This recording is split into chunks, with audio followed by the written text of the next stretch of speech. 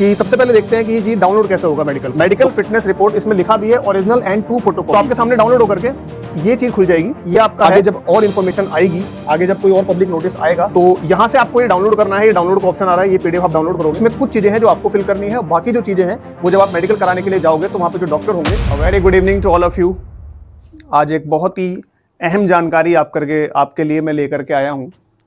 और जो पेरेंट्स का, बहुत सारे पेरेंट्स का जो हमारे पास डाउट आ रहा था कि जी जो डॉक्यूमेंट्स लेकर के जाने हैं मेडिकल एग्ज़ाम के लिए, उसमें एक मेडिकल फॉर्म है, वो कहाँ से डाउनलोड होगा। क्योंकि बाकी सारे जो डॉक्यूमेंट्स हैं वो आपके पास पहले से अवेलेबल हैं। आपके बच्चे का जो एडमिट कार्ड है, आपके बच्चे का जो रिपोर्ट कार्ड है यानी कि स्कोर कार्ड है, बर्थ सर्टिफिकेट है, आधार कार्ड है, वो सारे डॉक्यूमेंट्स आपके पास पहले से मौजूद हैं। लेकिन एक डॉक्यूमेंट ऐसा है जो आपके पास नहीं है, वो आपको डाउनलोड करना होगा। और उसको कैसे फिल करना है और उसमें क्या क्या चीज़ें आपको फिल करनी है, ये बहुत सारे पेरेंट्स का डाउट अभी तक आ रहा है।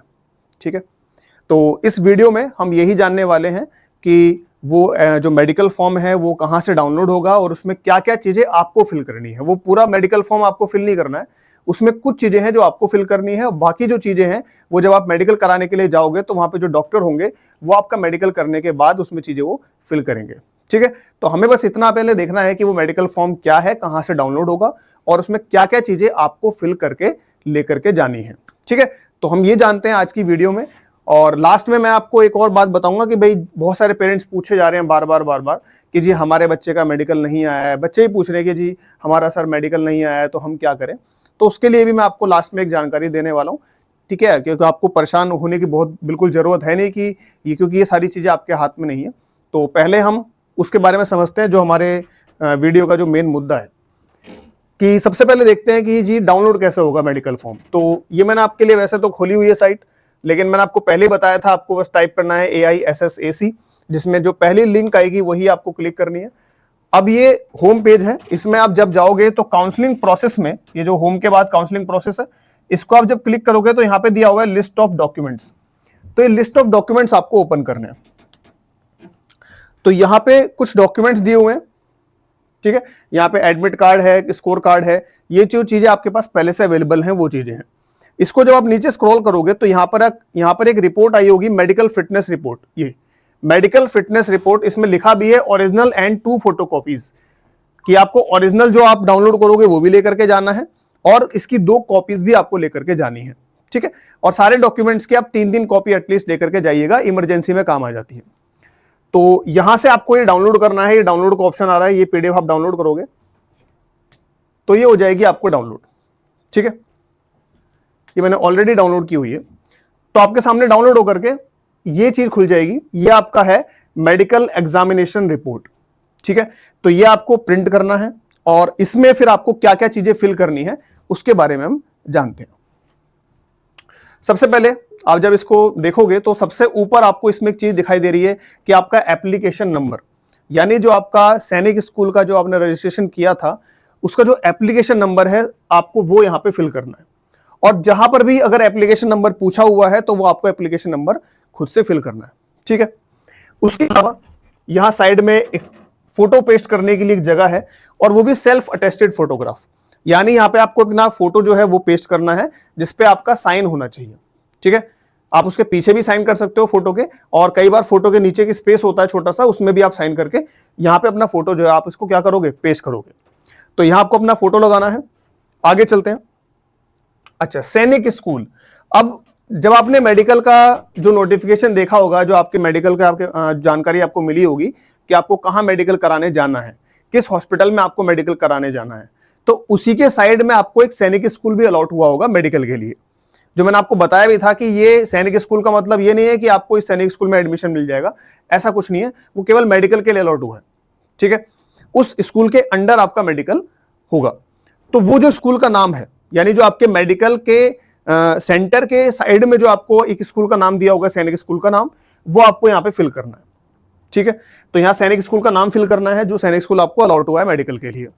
आगे आप चलोगे तो इसमें आपको बहुत आपकी जो पर्सनल चीजें हैं वो आपको फिल करनी है, जैसे कि कैंडिडेट का नाम यानी बच्चे का नाम कैपिटल लेटर में होना चाहिए।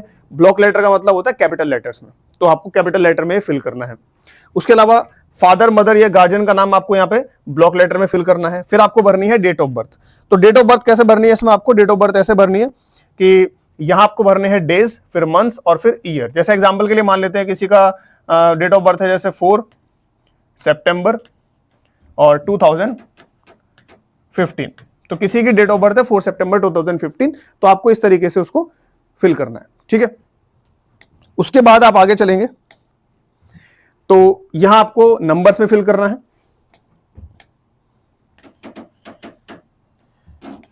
यहां आपको नंबर्स में फिल करना है कि आप कितने ईयर्स के हो, कितने मंथ्स के हो, कितने डेज के हो, यानी जिस दिन आप अपना मेडिकल कराने जा रहे हो उस दिन तक आपकी एज क्या है, आप उस दिन तक कितने साल के हो, कितने मंथ्स के हो और कितने डेज के हो, यानी ये चीज आपको उसी दिन के हिसाब से फिल करनी है जिस दिन आपका मेडिकल है। फिर आपको जेंडर फिल करना है, मेल या फीमेल। फिर आपको ब्लड ग्रुप फिल करना है और आपका जो आइडेंटिफिकेशन मार्क्स है, हर किसी के बॉडी पर कोई ना कोई आइडेंटिफिकेशन मार्क्स होता है, जैसे कोई कट का निशान है या फिर कोई तिल है, मोल है, ठीक है। तो कुछ ना कुछ ऐसा निशान, कुछ ना कुछ ऐसा आइडेंटिफिकेशन का मार्क आपकी बॉडी पर जरूर होगा, तो वो आपको यहाँ पे 2 मार्क्स ऐसे फिल करने हैं। फिर आपको परमानेंट एड्रेस अपना फिल करना है, ठीक है। उसके बाद allotted date of medical examination, यानी कि जिस डेट को आपका मेडिकल एग्जाम अलॉट हुआ है, यानी जिस डेट को आपको अपना मेडिकल एग्जामिनेशन कराना है, वो डेट आपको यहाँ पे फिल करनी है, ठीक है। यानी ये डेट क्या है, मेडिकल एग्जामिनेशन की डेट है कि जिस दिन आपका मेडिकल एग्जामिनेशन होगा। उसके बाद allotted place of medical examination, कि कौन सी जगह पे आपका मेडिकल एग्जामिनेशन है, यानी उस हॉस्पिटल का नाम और जगह आपको इसमें फिल करनी है। आगे आप चलेंगे तो इसमें आपको भरनी है फैमिली डिटेल्स। जैसे इसका मतलब क्या है कि भाई जो जो आपको रिलेशन यहाँ पे दिया हुआ है वो रिलेशन आपको यहाँ पे फिल करना है कि आपके फादर का नाम क्या है, उनकी एज आपको फिल करनी है यहाँ पे ईयर्स में। हेल्थ, ठीक है, हेल्थ आपको फिल करनी है। इफ अलाइव, अच्छा यहाँ पे 2 ऑप्शन आपको दिए हुए हैं, इफ अलाइव, इफ एक्सपायर्ड, ठीक है, कि अगर वो जीवित हैं, अगर वो जिंदा हैं तो यहाँ पे वो चीजें फिल करनी है। अगर वो एक्सपायर हो चुके हैं, डेथ हो चुकी है, तो यहाँ पे आपको फिल करना है, ठीक है, फिल करना है। तो फादर का नाम, उसके बाद उनकी एज ईयर्स में, फिर उनकी हेल्थ, ठीक है, हेल्थ कैसी है, हेल्थ ठीक है या नहीं है। तो इसमें आपको ऐसा नहीं कि बहुत सारी उनकी सारी बीमारियों के नाम बताने, ऐसा कुछ नहीं है। आपको इसमें हेल्थ जो है वो ओके है या नहीं है, तो केवल इतना बताना है आपको इसमें। उसके बाद मदर का नाम, मदर की एज, हेल्थ कैसी है, ग्रैंडफादर का नाम, उसके बाद उनकी एज, हेल्थ कैसी है। उसी तरीके से ग्रैंडमदर के बारे में, ब्रदर सिस्टर के बारे में, आपके जो भी भाई बहन है उनके बारे में आपको चीजें यहाँ पे फिल करनी है। कुल मिलाकर आपको अपनी पूरी फैमिली के बारे में बताना है कि आपकी फैमिली में कौन कौन है और उनकी एज क्या है और उनकी हेल्थ कंडीशन कैसी है, क्योंकि ये चीजें आपसे बाद में डिटेल में भी पूछी जाएंगी कि अगर उनको कोई बीमारी है तो कौन कौन सी बीमारियां हैं, कब से हैं, इस तरह की चीजें आपको इसमें फिल करनी है। फिर से मैं आपको बोल रहा हूं कि जहां पे भी एप्लीकेशन नंबर आपको पूछा हुआ है तो वहां पे आपको एप्लीकेशन नंबर फिल करना होगा। अब इसके बाद आपको पूरी की पूरी अपनी फैमिली की हिस्ट्री बतानी है कि भाई आपके फैमिली में अगर किसी को इनमें से कोई बीमारी है तो वो आपको बतानी है। जैसे अगर मान लीजिए आपकी फैमिली में किसी को ट्यूबरक्लोसिस है, यानी कि टीबी की बीमारी है, तो यहाँ पे ट्यूबरक्लोसिस दिया हुआ है, यहां आपको फिल करना है, अगर है तो यस और नहीं है तो नो, ठीक है। अगर आपको आपकी फैमिली में किसी को ट्यूबरक्लोसिस है और आपने यहाँ पे यस लिखा हुआ है, तो आपका उनके साथ क्या रिलेशन है तो वो आपको यहाँ पे लिखना होगा, ठीक है। आपका उनके साथ क्या रिलेशन है तो वो आपको यहाँ पे लिखना होगा। जैसे आपके अगर मान लीजिए दादाजी को है, भगवान करे ना हो, अगर आपके दादाजी को है तो आपको यहाँ पे लिखना होगा ग्रैंड सन, कि आपका उनके साथ क्या रिलेशन है। तो आपके ग्रैंडफादर हैं, आप उनके ग्रैंड सन हो, तो आपको यहाँ पे फिल करना है, ठीक है। अगर किसी को डायबिटीज है तो अगर है तो यस, नहीं है तो नो, और अगर है तो किसको है तो वो आपको रिलेशन फिल करना है। तो उसी तरीके से आपको ये सारी बीमारियां देखनी है, ठीक है, कि आपके फैमिली में अगर किसी को इनमें से कोई बीमारी है तो वो आपको यस या नो फिल करना है, और उनके साथ आपका क्या रिलेशन है वो आपको यहाँ पे फिल करना होगा, ठीक है। इसमें बीमारियां हैं जैसे हीमोफीलिया है, मेंटल डिजीज है, हाइपरटेंशन है, ठीक है, हार्ट डिजीज है, ब्लीडिंग डिसऑर्डर है, नाइट ब्लाइंडनेस है, तो ये बीमारियां आपको यहाँ पे यस या नो करके आपको उनके साथ रिलेशन फिल करना है। इसके बाद पर्सनल मेडिकल हिस्ट्री आपको यहाँ पे लिखनी है, यानी कि यहाँ पे आपको एकदम जैसे आप ऐसे वगैरह लिखते हो ना, कोई पैराग्राफ लिखते हो, उसकी तरह आपको फिल करना है। पर्सनल मेडिकल हिस्ट्री यानी कि जब आपका जन्म हुआ तब से लेकर के आज तक अगर आपको जो जो बीमारियां हुई हैं उनके बारे में आपको ब्रीफ में बताना है कि भाई मैं बचपन में जब 2 साल का था तो मुझे ये बीमारी हुई थी, 5 साल का था तो मुझे ये बीमारी हुई थी, 10 साल का था तो मुझे ये बीमारी हुई थी। तो इस तरीके से आपको ब्रीफ में फिल करना है कि आपको अगर कोई बीमारी हुई है आपकी पूरी लाइफ में तो आपको चीजें यहाँ पे फिल करनी है इंग्लिश में, ठीक है। जैसे आप कोई पैराग्राफ लिख रहे हो, किसी का आंसर लिख रहे हो, तो आपको अपने बारे में बताना है कि आपको जो जो बीमारियां हुई हैं उनके बारे में, ठीक है। इसके बाद फिर से आपको एप्लीकेशन नंबर जरूर फिल करना है। फिर यहां पूछा है कि have you ever suffered from any of the following, कि अगर इनमें से आपको कोई बीमारी आज तक हुई है उसके बारे में आपको बताना है। जैसे क्रोनिक ब्रोंचिटिस है, अस्थमा है, तो अगर यस तो यस फिल करना है, और किस एज में हुई है तो एज फिल करनी है। अगर आपने नो फिल कर दिया तो आपको एज भरनी नहीं है। ठीक है, तो ये सारी बीमारियां हैं, इनमें आपको अगर कोई बीमारी है तो आपको यस फिल करना है और आपको उसकी एज बतानी है कि वो आपको किस उम्र में हुई थी, और अगर नहीं हुई है तो आपको केवल नो फिल करना है और कोई एज नहीं फिल करनी। ठीक है, तो इसमें भी काफी सारी बीमारियां हैं, जैसे डिस्चार्ज फ्रॉम ईयर्स, कि आपके कान से कई बार पस निकलता है तो वो बीमारी है। एनी अदर ईयर डिजीज, कान की कोई और बीमारी तो नहीं है आपको। ठीक है, फेंटिंग अटैक्स होते हैं, यानी कि आपको कई बार आप बेहोश हो जाते हो, दौरे पड़ते हैं, इस तरह की बीमारी तो नहीं है। तो बहुत सारी बीमारियां इसमें दी हुई है और ये बीमारियां केवल फॉर फीमेल कैंडिडेट्स ओनली, तो जो फीमेल कैंडिडेट्स हैं उनको ही इनमें जो बीमारियां हैं अगर वो हैं तो फिल करनी है, अदरवाइज नहीं करनी है। मेल कैंडिडेट्स को ये बीमारियां फिल नहीं करनी है, मेल कैंडिडेट्स को छोड़ देनी है, ये केवल फीमेल कैंडिडेट्स के लिए है। इसके बाद आप आगे चलोगे, यहां आपसे पूछा है have you ever been admitted for any illness, operation और इंजरी, कि आप क्या कभी किसी हॉस्पिटल में एडमिट हुए हो, यानी आपको अगर कोई बीमारी हुई है किसी भी इंजरी की वजह से, कोई बीमारी की वजह से, क्या आप किसी हॉस्पिटल में एडमिट हुए हो। तो अगर आपको कोई जिस बीमारी की वजह से आप एडमिट हुए हो तो वो बीमारी का नाम, ठीक है, कैसा नेचर था उसका, और कितने दिन के लिए एडमिट हुए हो, यानी duration of stay in hospital, आप कितने दिन के लिए हॉस्पिटल में एडमिट हुए थे, तो वो आपको यहां पे फिल करना है। यानी कि बीमारी का नाम और कितने दिन के लिए आप हॉस्पिटल में एडमिट हुए वो आपको इसमें फिल करना होगा। इसके बाद any other information you want to give about your health, और कोई इंफॉर्मेशन जो आप अपनी हेल्थ के बारे में देना चाहते हो, अगर नहीं देना चाहते हो तो छोड़ देना, और अगर देना चाहते हो कोई एक्स्ट्रा इंफॉर्मेशन आपकी हेल्थ के बारे में तो आप यहां पे लिख सकते हो। फिर से आपको एप्लीकेशन नंबर फिल करना है। अब इसमें क्या पूछा है आपसे कि details of vaccination, attach vaccination card for reference, कि आपके बचपन से लेकर आज तक आपको जो भी वैक्सीन लगी हैं, वैक्सीन को हिंदी में कहते हैं टीका, कई जगह पर जैसे आंगनबाड़ी में टीका लगाया जाता है, तो आपको आज तक जो जो वैक्सीन लगी हैं उन वैक्सीन के बारे में आपको बताना है कि अगर लगी है तो यस, नहीं लगी है तो नो, और अगर लगी है तो वो कब लगी है, उसकी डेट भी आपको बतानी है। ठीक है, आप या फिर यहां पे आप उसका जो वैक्सीनेशन का जो रेफरेंस वैक्सीनेशन कार्ड जो होता है, कई बार कार्ड बनता है वैक्सीन का कि आपको ये वैक्सीन लगी है तो उसके लिए आपको एक कार्ड दिया जाता है, उसका कार्ड का नंबर भी आप यहाँ पे अटैच कर सकते हो, या फिर आप साथ में इसके रिपोर्ट के साथ में दे सकते हो। ठीक है, या वो आप कार्ड भी दे सकते हो, कार्ड की फोटोकॉपी भी दे सकते हो। तो जो भी यहाँ पे वैक्सीन हैं, जैसे जब बच्चा पैदा होता है तो उसको कौन कौन सी वैक्सीन लगती है, तो बीसीजी का टीका लगता है, ओपीवी का टीका लगता है, हेपेटाइटिस बी का टीका लगता है। तो ये सारी वैक्सीन आपको लगी हैं या नहीं लगी हैं, और लगी हैं तो कब लगी हैं उसकी डेट भी आपको बतानी है।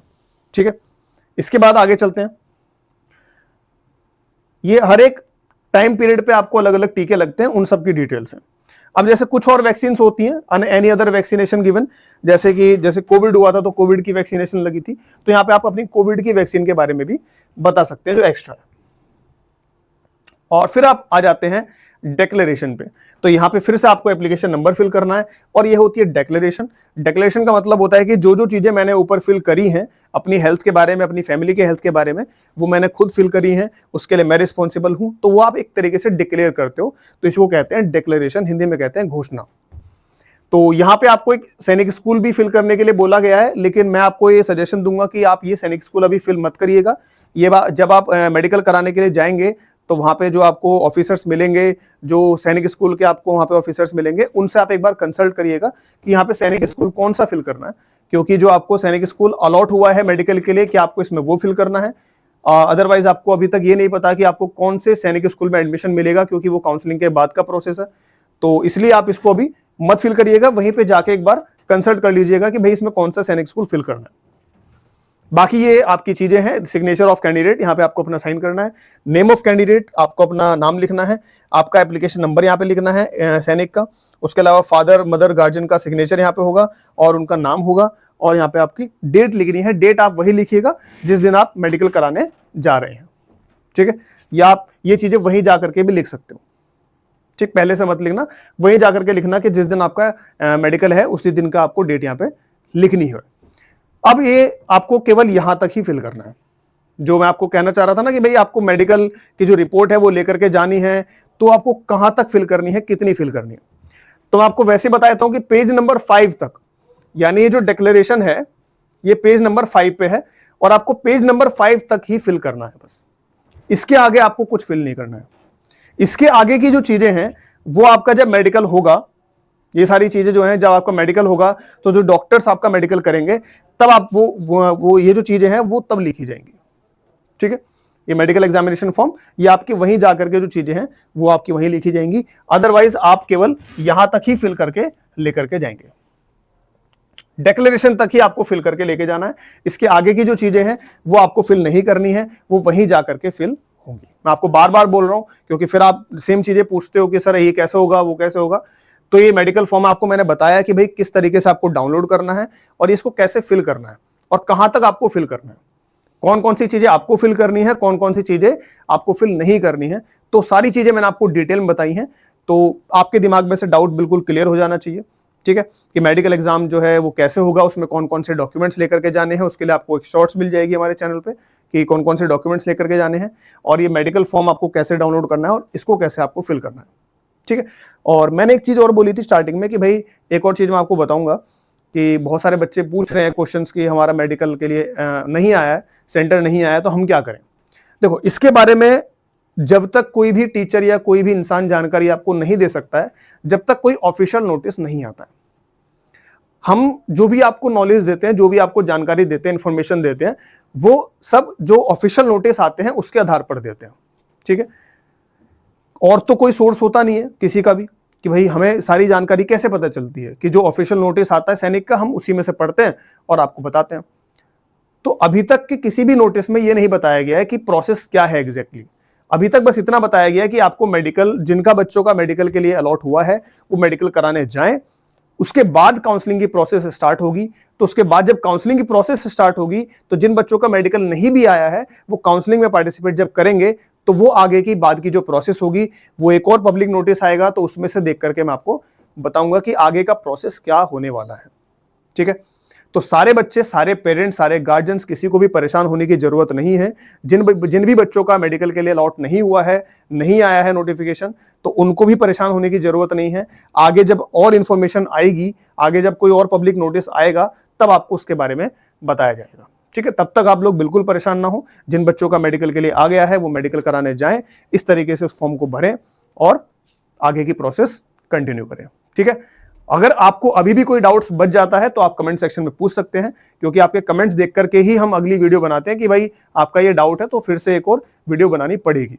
ठीक है, तो अगर अभी भी आपका कोई डाउट है तो आप कमेंट सेक्शन में पूछ सकते हैं, उसके लिए आपको बिल्कुल वेलकम है। ठीक है, तब तक के लिए हम मिलते हैं अगली वीडियो में। आप जुड़े रहिए एकेडमी के साथ, चैनल के साथ, डिफेंस चाणक्य एकेडमी के साथ, और तब तक के लिए गुड बाय, टेक केयर, जय हिंद।